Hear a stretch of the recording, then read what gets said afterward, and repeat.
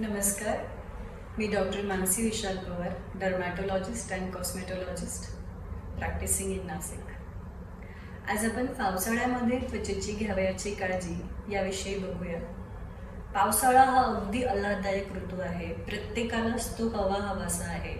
आणि ह्या पावसाळ्यामध्ये आपण त्वचेची काय काळजी घेऊ शकतो, आपण त्वचेला कशा प्रकारे नीट ठेवू शकतो हे आपण बघूया. ज्या वेळेला पाऊस येतो त्यावेळेला वातावरणामध्ये भरपूर प्रमाणामध्ये आर्द्रता आढळते, ह्युमिडिटी असते आणि याचमुळे आपण त्वचा तेलकट आणि भरपूर घामाळलेली बघू शकतो. सो अशा वेळेला आपण त्वचेसाठी एक चांगले फेस वॉश आणि मॉइश्चरायझर निवडू शकतो. मॉइश्चरायझर निवडताना ते नेहमी लाईट वेट असावे आणि फेस वॉशमध्ये वेगवेगळे कंटेंट्स असतात, जसं salicylic acid, glycolic acid, lactic acid.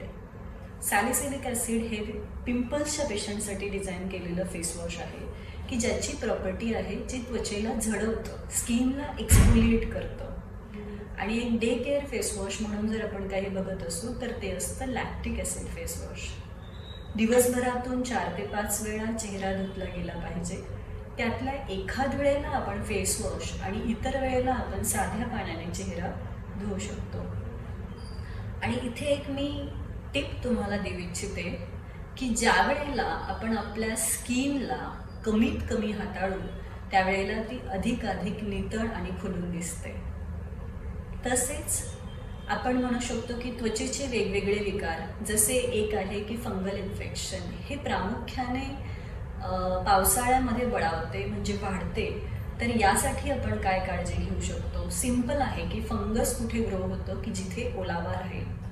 So ओले कपडे घालण्यात आले, पावसात भिजलात, आंघोळीनंतर अंग स्वच्छ कोरडं नाही झालं, दूषित पाण्याचा काही संपर्क आला किंवा घरामध्ये कोणाला होतं तर हे इन्फेक्शन होऊ शकतं. म्हणून योग्य काळजी आणि ज्या वेळेला इन्फेक्शन आढळेल त्यावेळेला त्वचारोग तज्ज्ञांच्या मदतीने योग्य ट्रीटमेंट ज्या वेळेला आपण करू त्यावेळेला आपण ह्या इन्फेक्शनपासून पूर्णपणे मुक्त होऊ शकू. सो अशा पद्धतीने ज्या वेळेला आपण आपल्या त्वचेची काळजी घेऊ त्यावेळेला ह्या आल्हाददायक ऋतूमध्ये आपली त्वचा अधिकाधिक नितळ आणि खुलून दिसेल. धन्यवाद.